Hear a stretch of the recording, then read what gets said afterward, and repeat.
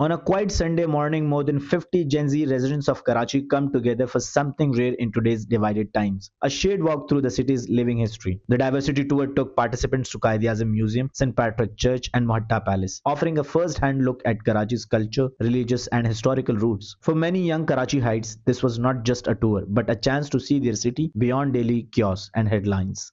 میں یہ سمجھتا ہوں کہ ہماری دنیا کو، ہمارے کلچر کو، ہماری یوتھ کو اس کی بڑی اشد ضرورت ہے، تاکہ جو ہمارے اندر چھوٹی چھوٹی باتیں ہیں ایک دوسرے کے خلاف جو ہم سنتے ہیں وہ ہمارے اندر سے کلیئر ہو، ہمیں پتہ چلے کہ کوئی بھی کسی کے خلاف نہیں ہے، بلکہ ہر مذہب جو ہے وہ محبت کا، امن کا، صلح کا پیغام دیتا ہے۔ اس لیے میں یہ سمجھتا ہوں کہ ہماری یوتھ کے لیے، ہمارے نوجوانوں کے لیے اس کی بہت ضرورت ہے، تاکہ ہماری آنے والی نسل جو ہے ہمیشہ خدا کا شکر ادا کرتی رہے کہ خدا نے ہمیں انسان بنایا اور اس خوبصورت دنیا میں بھیجا۔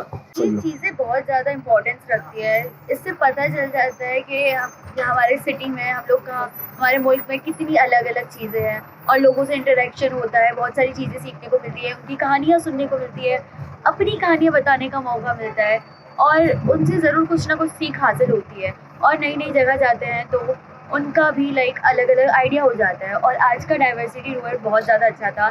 میں موہٹا پیلیس دوسری بار آ رہی ہوں، پہلی بار مجھے کچھ پتا نہیں تھا، میں جسٹ ایسے ہی آ گئی تھی، بٹ اس بار مجھے پتا چلا کہ کیا چیزیں ہیں اندر، کیا چیزیں باہر کیا ہے، and all the material structure وغیرہ۔ سب سے امپورٹنٹ چیز جو میں نے دیکھی کہ اس وقت کراچی کے اندر بہت ٹینس ماحول ہے، بہت ٹائم سے کبھی مختلف جو ہے مذہبی طور پر معاملات ہوتے ہیں، کبھی جو ہے آپ دیکھتے ہیں کہ یہاں پر جو لا اینڈ آرڈر کی کنڈیشن ہے اس میں جو جین زی ہے بہت زیادہ فرسٹریٹڈ ہے، ہوپ لیس ہے۔ تو اس طرح کے پروگرام کا ایک بنیادی مقصد ہوتا ہے کراچی کی پہچان کو پہچاننا، کراچی کی اس ڈائیورسٹی کو، اس روایت کو کہ جس میں لوگ ایک دوسرے کے گھروں کے اوپر نیاز بھیجا کرتے تھے، ایک دوسرے کی خوشیوں میں خوش ہوا کرتے تھے۔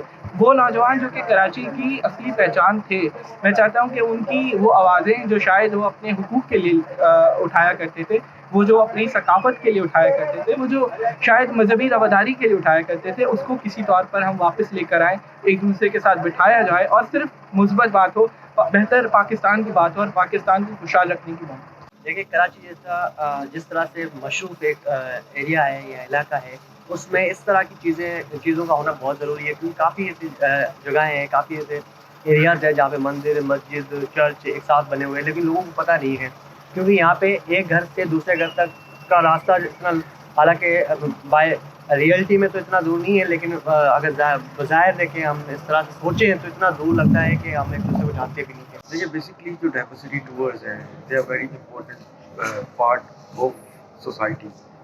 آپ کی کوئی بھی سوسائٹی ہے اس میں ڈائیورسٹی لانے کے لیے، اس میں پیار اور محبت کو بڑھانے کے لیے اس قسم کے انیشیٹوز ہیں وہ بہت ضروری ہیں۔ اور جس طرح کی سوسائٹی ہے، جس طرح کے لوگ ہمارے یہاں پہ ہیں، تو میں سمجھتا ہوں کہ ہمیں چینج لانے کی ضرورت ہے، اور یہ چینج جو ہے آپ کا اسی وقت آ سکتا ہے جب آپ کے لوگ جو ہیں وہ ایک دوسرے کو سمجھیں، ایک دوسرے کو جانیں، ایک دوسرے کو جو ہے وہ ایکسیپٹ کریں، اور ایک دوسرے کے ہاں جو ہے وہ جو بھی عبادات ہیں، جو بھی مذہبی تہوار ہیں، ان کو سیلیبریٹ کیا جائے، ان کے ہاں جو ہے وہ مذہب کے جتنے بھی تہوار ہیں ایک دوسرے کے ہاں جو ہے تحائف جو ہے وہ جانے چاہیے۔ As the day ended, the tour left behind more than photos and reels. It sparked conversations, curiosity, and renewed sense of belonging among young participants. In a city often defended by differences, these small grassroots efforts showed that Karachi's diversity is not a problem to manage, but a strength to celebrate. Through shared spaces, stories, and simple human connections, that the tour quietly reminded everyone that Karachi's identity is built not on division, but on coexistence. Imagine yourself living in a society divided into four major classes.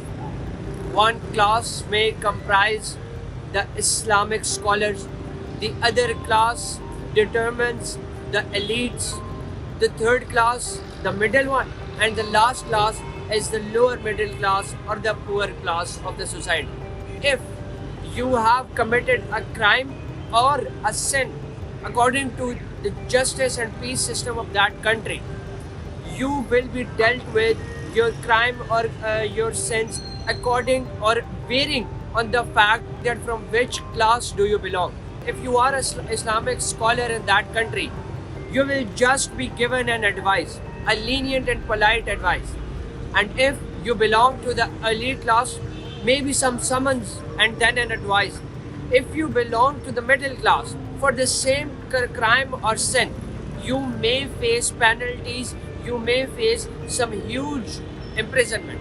And if you belong to the extremely lower strata of that society, that is the lower middle class or the proletariat class, you will be dealt with because of your crime, because of your sin. You will be dealt with it as per their peace and justice system. Either you will be imprisoned, you will have this corporal or capital punishment. Now, we are talking today about the anarchical and chaotic structure of Afghanistan, as the criminal code's code of procedure has been unfolded by the Taliban Chief Justice and has been signed by their Amir Hibatullah Akhundzada. And secondly, the beating of children is also allowed to a greater extent.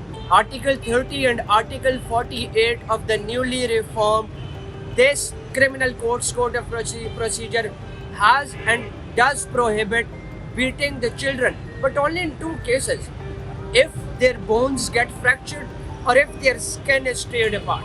Only in that case, the offender, the violator, the sexual violator could be punished and could be held accountable. Except that a father may punish, a father may beat or kill to death his son, his 10 years old son, if he is neglecting prayers. Repeatedly and more importantly, in Article 4 and Article 15 of the codes of this criminal code's code of procedure that has been authenticated and unfolded by the Rawadari and International Human Rights Organization, has said that these two articles also are enough to determine and to recognize slavery. If somebody has committed a crime, it is upon the discretionary power of the authorities of your opponents to decide what to do with you. We can finally conclude by telling you the relevance with the people of Pakistan as far as this anarchical development of Afghanistan is concerned. Number one, the contiguous borders of Khyber Pakhtunkhwa and Afghanistan. Sins that are being legalized, the crimes that are being legalized, could have a direct impact in Khyber Pakhtunkhwa that is a greater part of Pakistan. Secondly, Afghan Taliban, mostly their thought process, their orthodox approach emanates from the Hanafi school of thought, and any school of thought that is besides Hanafi are considered to be heretics or innovators.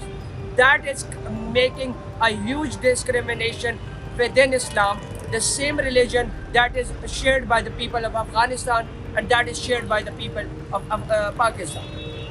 Finally, and most importantly, that there is these major factors that have been now incorporated and ultimately they are going to be implemented of these criminal code of procedure. They are in clear violation of the international standards of human rights, and thus these factors contribute greatly that this topic is highly relevant to the people of Pakistan, to the state of Pakistan, and Afghanistan's anarchical and chaotic structure will ultimately lead them into a dark era where they will be unable to pull out. Thank you.